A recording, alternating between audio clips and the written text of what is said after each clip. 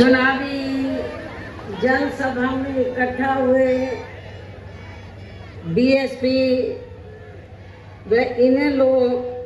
के बने इस गठबंधन के सभी छोटे बड़े पदाधिकारी, नेता एवं कार्यकर्तागण, आज आप लोग यहाँ हरियाणा प्रदेश में विधानसभा के लिए हो रहे आम चुनाव में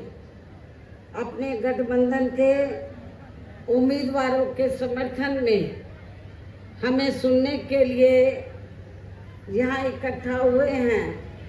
तो उसके लिए मैं आप सभी लोगों का हार्दिक दिल से आभार प्रकट करती हूँ, जिनको कामयाब बनाने के लिए भारतीय राष्ट्रीय लोकदल के वरिष्ठ राष्ट्रीय महासचिव चौधरी अभय चौटाला जी व इनके सभी साथीगण तथा बीएसपी के भी नेशनल कोऑर्डिनेटर श्री आकाश आनंद व यहाँ के संयोजक श्री रणधीर बेनीवाल और इनके भी सभी साथीगण पूरे जी जान से लगे हैं। और अब मैं आप लोगों का ध्यान यहाँ हरियाणा प्रदेश में विधानसभा के लिए हो रहे आम चुनाव में अपने इस बने गठबंधन की सरकार बनाने को लेकर कुछ जरूरी बातों की तरफ दिलाना चाहती हूँ। और इस संबंध में हमारी पार्टी का ये कहना है कि अपने देश को आज़ाद हुए व भारतीय संविधान को भी लागू हुए अब वर्षों बीत चुके हैं और इस लंबी अवधि में केंद्र व आपके हरियाणा प्रदेश में भी विभिन्न विरोधी पार्टियों की सरकारें रही हैं, लेकिन दुख की बात यह है कि इस दौरान आपके हरियाणा प्रदेश में भी यहाँ विरोधी पार्टियों की रही सरकारों में सर्व समाज में से खासकर दलितों, आदिवासियों, पिछड़े वर्गों, मुस्लिम व अन्य अक़लियतों के साथ साथ गरीबों, मजदूरों, किसानों, व्यापारियों एवं अन्य मेहनतकश लोगों का भी पूर्ण रूप से विकास व उत्थान आदि नहीं हो सका है, जिनके सरकारों की गलत नीतियों एवं गलत कार्य प्रणाली आदि को अभी ने और ज़्यादा आजमाने की ज़रूरत नहीं है। और इस मामले में खास तौर से मैं दलितों, आदिवासियों व अन्य पिछड़े वर्गों के लोगों को ये बताना चाहूँगी कि इन वर्गों को यानी कि पूरे देश में SC, ST और OBC, अनुसूचित जाति, जनजाति व अन्य पिछड़े वर्गों के लोगों को परम पूज्य बाबा साहब डॉक्टर भीमराव अंबेडकर के कड़े संघर्ष एवं अथक प्रयासों से भारतीय संविधान में मिले कानूनी अधिकारों में से विशेषकर सरकारी नौकरियों में जो इन्हें आरक्षण की सुविधा मिली है, तो उससे यहाँ पहले कांग्रेस की और अब बीजेपी की तथा अन्य पार्टियों की भी रही सरकारों की जातिवादी सोच व मानसिकता के चलते इन्हें ये आरक्षण का पूरा लाभ नहीं मिल पा रहा है। ये पार्टियां इन्हें ये आरक्षण का पूरा लाभ नहीं दे पा रही हैं और अब तो इनके इस आरक्षण को ये पार्टियां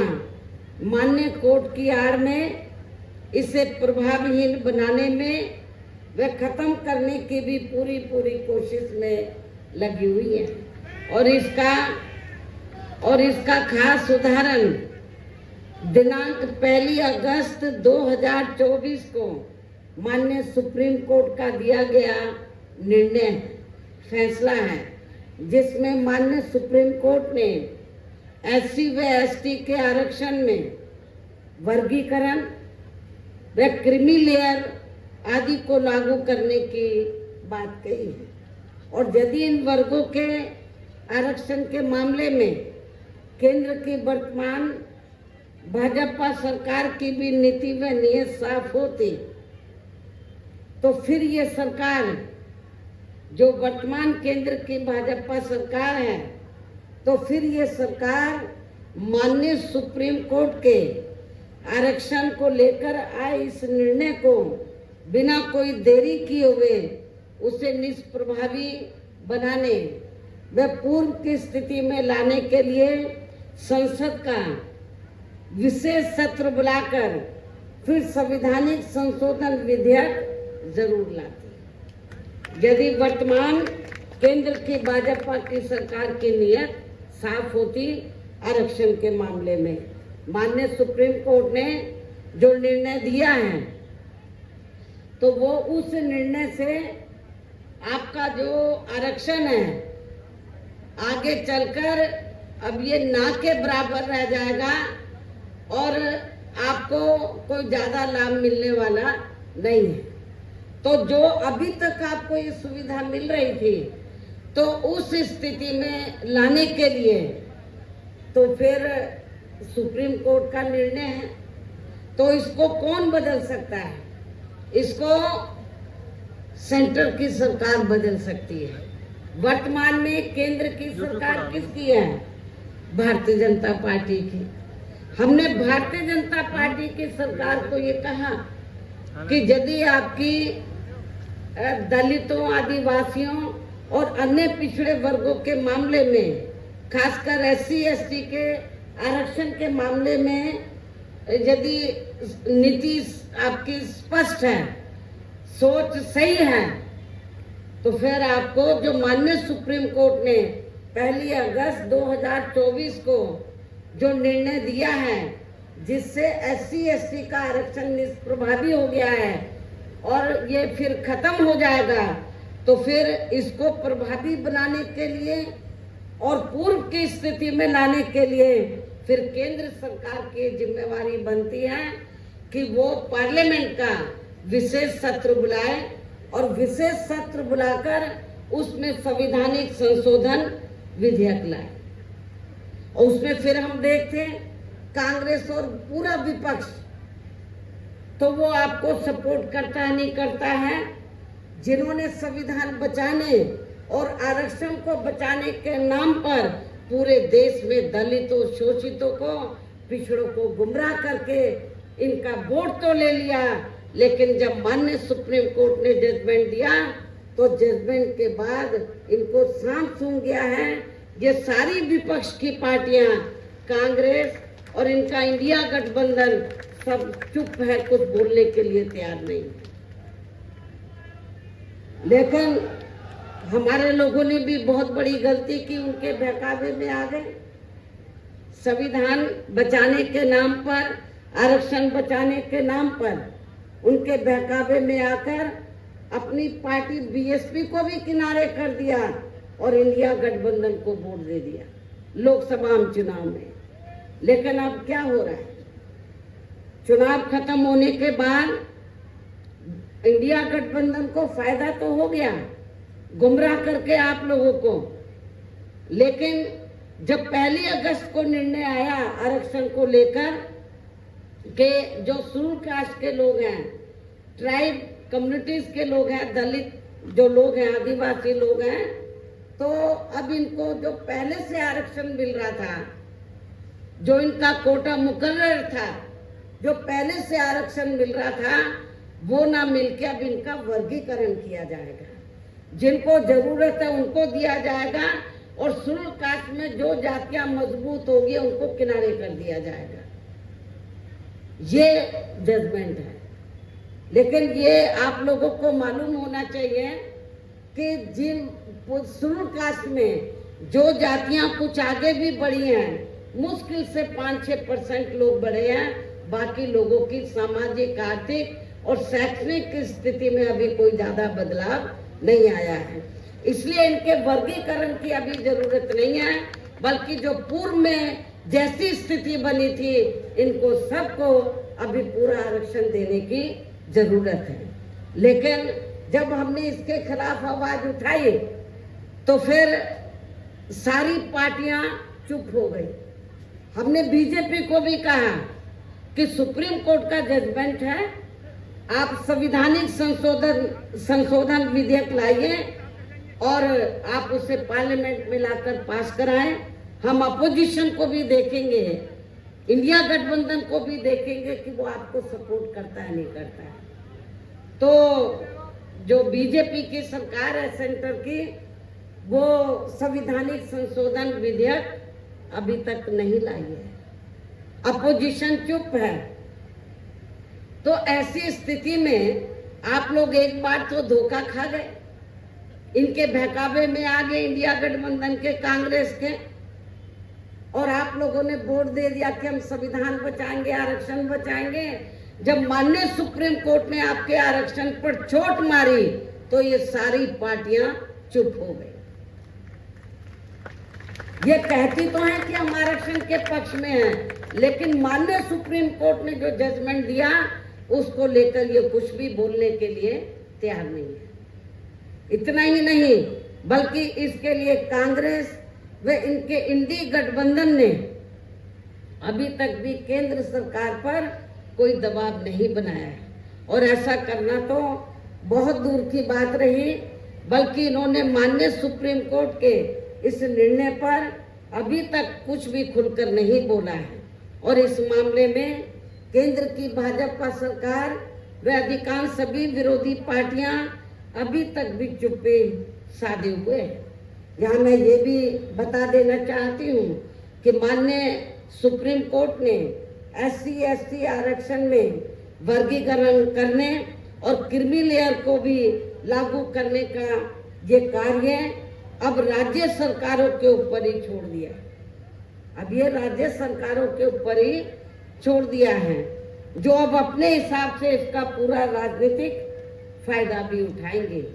साथ ही इसकी आड़ में इन वर्गों को बांटकर इन्हें आपस में ही लड़ाएंगे। अर्थात अब ये पार्टियां फूट डालो व राज करो की नीति का भरपूर फायदा उठाएंगी इस जजमेंट की आड़ में। जबकि संविधान के मुताबिक अभी तक क्या था ये जजमेंट आने से पहले, जबकि संविधान के मुताबिक किस जाति को SC व ST की सूची में शामिल करना है या नहीं करना है, तो इसका ये अधिकार अभी तक केवल संसद, किसको था, पार्लियामेंट को था, संसद व माननीय राष्ट्रपति जी को ही दिया हुआ था संविधान के मुताबिक, जिसे 1 अगस्त 2024 को माननीय सुप्रीम कोर्ट के आए निर्णय के जरिए इसे अब वापस लेकर सीधे ही राज्य सरकारों को दे दिया है, जिससे अब इन वर्गों के साथ काफी ज्यादती होगी। अर्थात इनका अब ये आरक्षण ना के बराबर ही रह जाएगा। दलितों का, आदिवासियों का जो आरक्षण है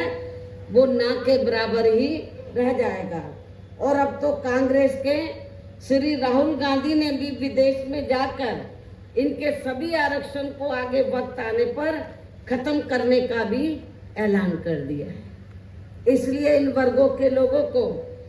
बाबा साहब डॉक्टर भीमराव अंबेडकर द्वारा जो इन्हें आरक्षण का ये संवैधानिक अधिकार मिला है, तो इसे बचाने के लिए अब यहाँ हरियाणा प्रदेश में हो रहे विधानसभा चुनाव में इन वर्गों को, ऐसी सभी आरक्षण विरोधी पार्टियों को अपना कतई भी वोट नहीं देना है। जो ये पार्टियां माननीय सुप्रीम कोर्ट के आए इस निर्णय को बिल्कुल भी बदलने के लिए तैयार नजर नहीं आती हैं, ना तो भारतीय जनता पार्टी और ना ही कांग्रेस पार्टी का इंडिया गठबंधन। अर्थात इस मामले में केवल ये पार्टियां इन वर्गों को गुमराह करने में ही लगी है। ऐसी स्थिति में अब इन वर्गों को यहाँ विधानसभा के हो रहे आम चुनाव में अपने बने इस गठबंधन की ही सरकार बनाकर, क्योंकि ये लोग जो जजमेंट आया माननीय सुप्रीम कोर्ट का रिजर्वेशन को लेकर, इसको ये अभी तक भी बदलने के लिए तैयार नहीं है, ना कांग्रेस ना बीजेपी। तो ऐसी स्थिति में अब आप लोगों को करना क्या है, यह अपने गठबंधन की सरकार बनाकर इसे लागू होने से, ये जो भी नया जजमेंट आया है, तो अपने यहाँ गठबंधन की सरकार बनाकर इसे लागू होने से तब तक लटका कर व रोक कर रखना है जब तक केंद्र व विपक्ष द्वारा इस निर्णय को संवैधानिक संशोधन के जरिए खत्म करके इसे पुरानी स्थिति में बहाल नहीं कर दिया जाता। गठबंधन की सरकार यहाँ बनती है, हमारी गठबंधन की, हमारे हाथ में है कि इसे लागू करें या ना करें। इसको हम लटका के रख सकते हैं, सुप्रीम कोर्ट का जजमेंट है तो इसको हम आगे बढ़ा सकते हैं। कब तक? जब तक केंद्र व विपक्ष द्वारा इस निर्णय को संवैधानिक संशोधन के जरिए खत्म करके इसे पुरानी स्थिति में बहाल नहीं कर दिया जाता है। इसलिए ऐसी स्थिति में अब आपको एक तरफा अपना वोट केवल बीएसपी व इन्हें लोग के बने अपने इस गठबंधन को ही देना है, ताकि सत्ता में आकर यहाँ आपके स्टेट में माननीय सुप्रीम कोर्ट के इस निर्णय पर कुछ हद तक अंकुश लगाया जा सके। इतना ही नहीं बल्कि केंद्र व राज्यों में कांग्रेस, बीजेपी व अन्य जातिवादी पार्टियों की रही सरकारों ने इनका आरक्षण का कोटा अभी तक भी पूरा नहीं भरा है, जिससे फिर अंत में किसी न किसी रूप में सामान्य वर्गों को ही दे दिया जाता है। जबकि उत्तर प्रदेश में जब हमारी पार्टी की सरकार बनी, हमने विशेष अभियान चलाकर इस आरक्षण के कोटे को हमने पूरा कराया था। पदोन्नति में आरक्षण को तो इन्होंने मान्य कोर्ट की आड़ में काफी हद तक खत्म ही कर दिया है। इसके साथ ही केंद्र व राज्यों की भी सरकारों द्वारा इन वर्गों के लोगों को प्राइवेट सेक्टर में आरक्षण दिए जाने की व्यवस्था किए बिना ही इनके ज्यादातर सरकारी कार्य अब यहाँ प्राइवेट सेक्टर के जरिए ही देश के अधिकांश बड़े बड़े पूंजीपतियों व धन्ना सेठों को ही दिए जा रहे हैं, जिसके कारण आपके यहाँ हरियाणा प्रदेश सहित पूरे देश में अब इन वर्गों के लोगों को आरक्षण का बहुत कम ही लाभ मिल पा रहा है, क्योंकि प्राइवेट सेक्टर में आरक्षण की व्यवस्था नहीं है। और इससे अब पूरे देश में दलितों व आदिवासियों के साथ साथ अन्य पिछड़े वर्गों को भी काफी ज्यादा नुकसान हो रहा है, जबकि अन्य पिछड़े वर्गों के लोगों को ये भी मालूम होना चाहिए, इन्हें मंडल कमीशन की रिपोर्ट के तहत आरक्षण की ये सुविधा केंद्र में कांग्रेस पार्टी की रही सरकार में नहीं मिली है, बल्कि बीएसपी के कड़े संघर्ष एवं अथक प्रयासों से केंद्र में रही श्री बीपी सिंह की सरकार में ही मिली है। हमें काफी स्ट्रगल करना पड़ा, जिसका भी अब यहाँ जातिवादी विरोधी पार्टियों की चल रही सरकारें इन्हें पूरा लाभ नहीं दे पा रही हैं। इसके साथ ही श्री बीपी सिंह की सरकार में ही इन वर्गों के मसीहा परम पूज्य बाबा साहब डॉक्टर भीमराव अंबेडकर को भी यहाँ भारत रत्न की उपाधि से सम्मानित किया गया है। जब बीपी सिंह की सरकार थी तो तभी बाबा साहब को भारत रत्न की उपाधि से सम्मानित किया गया था, जिसके लिए वो हर प्रकार से पात्र भी थे, जबकि इन्हें ये सम्मान इनके जीते जी केंद्र में रही कांग्रेस पार्टी की सरकार में बहुत पहले ही मिल जाना चाहिए था। लेकिन इस पार्टी की सरकार ने इनके देहांत के बाद भी इन्हें ये सम्मान नहीं दिया। कांग्रेस पार्टी की सरकार ने इनके देहांत के बाद भी इन्हें ये सम्मान नहीं दिया। इससे इन वर्गों के प्रति इस पार्टी की हीन व जातिवादी मानसिकता साफ झलकती है। इतना ही नहीं बल्कि इनके कारवां को आगे बढ़ाने वाले वे हर मामले में समर्पित व्यक्तित्व मान्यवर श्री कांशीराम जी के देहांत होने पर केंद्र में रही इसी कांग्रेस पार्टी की सरकार ने इनके सम्मान में एक दिन का भी राष्ट्रीय शोक घोषित नहीं किया था। इसके साथ ही इन वर्गों के लोगों को जुल्म जाति से निजात दिलाने के लिए जो भी यहाँ नियम व कानून आदि बने हैं तो उन पर भी केंद्र व राज्यों की सरकारें सही से अमल नहीं कर पा रही है, जिससे अब यह खासकर दलितों, आदिवासियों व अन्य पिछड़े वर्गों के ऊपर शोषण करने वालों का मनोबल और भी ज्यादा बढ़ रहा है। और ये सब हमें यहाँ आपके हरियाणा प्रदेश में भी काफी कुछ देखने के लिए मिल रहा है। इसी प्रकार हमें पूरे देश में मुस्लिम व अन्य अक़लियत समाज के लोगों की भी अधिकांश मामलों में हालत कोई खास अच्छी नजर नहीं आती है। इनके साथ साथ अपर कास्ट समाज व जाट समाज में भी खासकर गरीब लोगों की भी आर्थिक स्थिति अभी भी यहाँ आपके हरियाणा प्रदेश सहित पूरे देश में काफी ज्यादा खराब व दयनीय बनी हुई है। इनके अलावा आपके हरियाणा प्रदेश सहित पूरे देश में सब समाज में से विशेषकर यहाँ गरीब, मजदूर, किसान, कर्मचारी, व्यापारी एवं अन्य मेहनतकश लोग भी अपनी विभिन्न समस्याओं को लेकर अभी भी हमें काफी ज्यादा दुखी ही नजर आते हैं। और इनमें भी किसान वर्ग तो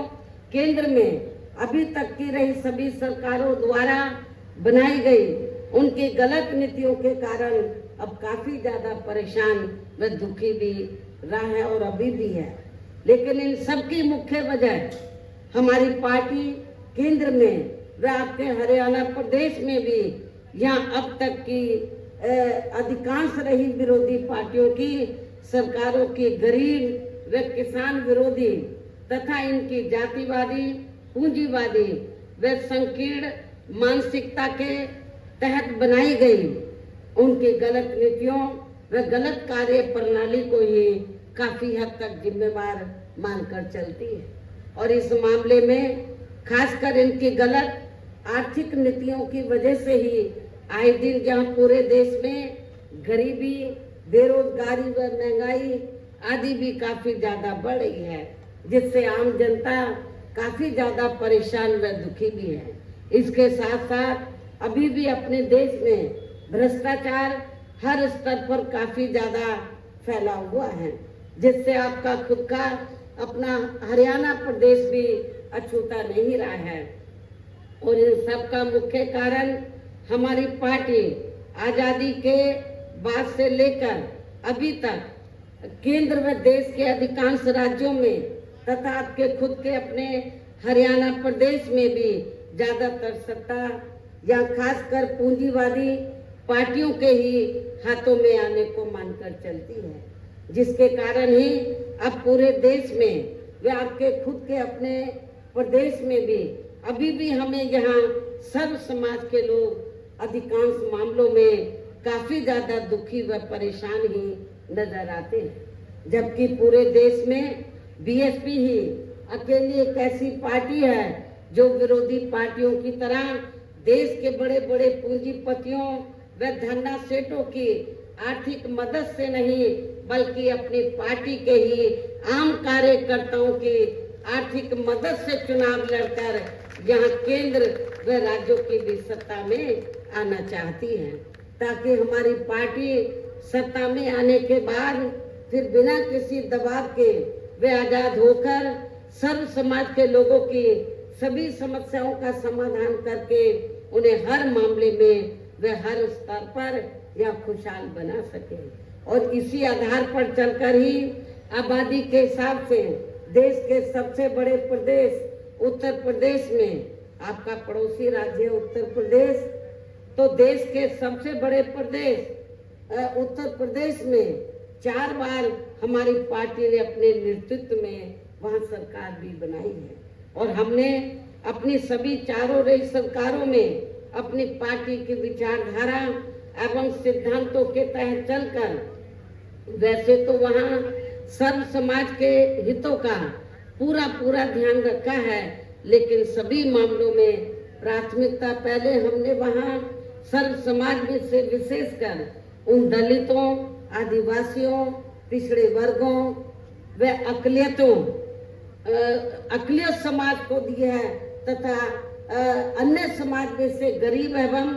असहाय लोगों को ही दी है, जिनकी यहाँ हर मामले में व हर स्तर पर सभी विरोधी पार्टियों की रही सरकारों में उनकी हीन, जातिवादी, संकीर्ण व पूंजीवादी सोच होने के कारण काफी ज्यादा उपेक्षा की गई है। इसके साथ साथ हमने उत्तर प्रदेश में, आपको मैं ये बताना चाहती हूँ कि हमने उत्तर प्रदेश में गरीब एवं बेरोजगार लोगों को दूसरी पार्टियों की रही सरकारों की तरह मामूली सा बेरोजगारी भत्ता न देकर उन्हें बड़ी तादाद में सरकारी एवं गैर सरकारी क्षेत्रों में स्थायी रोजगार भी उपलब्ध कराए। इसके साथ ही गरीब भूमिहीन लोगों को खेती करने के लिए उन्हें फ्री सरकारी जमीन भी दी है। और जो गरीब आवासहीन लोग थे तो सरकारी खर्चे से उनके हमने 2-2 कमरों के पक्के मकान भी बनाकर दिए हैं और वहां पर सभी सुविधाओं का प्रबंध भी किया, हॉस्पिटल का, स्कूल्स का, और भी जो जरूरी आपकी जरूरतें हैं तो उनका हमने वहां पर प्रबंध भी किया है, जिससे वहां लाखों गरीब लोगों को काफी ज्यादा फायदा पहुंचा है। शहरों व देहातों को भी विकसित किया गया है। आप लोगों को ये मालूम है कि शहरों और देहातों में जहाँ वीकर सेक्शन के कमजोर तबके के लोग रहते हैं वहाँ घुसते ही मालूम पड़ जाता है कि यहाँ पर अपने समाज के लोग रहते हैं। इतनी खराब हालत होती है, क्योंकि जो पार्टियां अभी तक सत्ता में रही तो उन्होंने आपकी बस्तियों को डेवलप नहीं किया, लेकिन जब हमारी सरकार बनी तो हमने देहातों को डॉक्टर अंबेडकर ग्राम विकास योजना के तहत और शहरों में दलित बस्तियों को मान्यवर श्री कांशीराम जी शहरी समग्र विकास योजना के तहत उनको डेवलप किया, विकसित किया। इसके अलावा हमारी पार्टी की रही सरकार ने वहाँ विभिन्न क्षेत्रों में लगे लोगों के साथ साथ छात्रों, युवाओं, महिलाओं व बुजुर्गों आदि के हितों में भी अनेकों महत्वपूर्ण व ऐतिहासिक कार्य किए हैं, जिनसे उन्हें काफी ज्यादा लाभ पहुंचा है। किसानों की भी अधिकांश समस्याओं का काफी हद तक समाधान किया गया है तथा उनकी फसलों का भी उन्हें समय से उचित दाम दिया गया है। इतना ही नहीं बल्कि हमने उत्तर प्रदेश में सर्व समाज के लोगों के ऊपर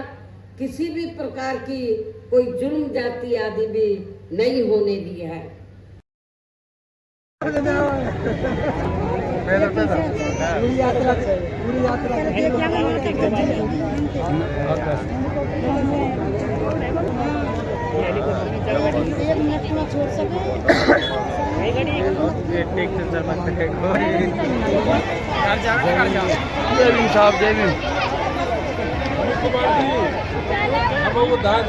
जय भीम साहब, जय भीम। कैसे हो? बहुत बढ़िया, बहुत बढ़िया।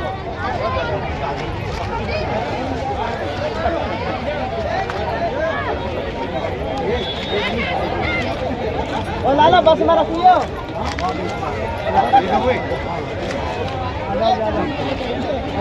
हमारी फोन खा के गाना खा रहे हैं फिर वो तो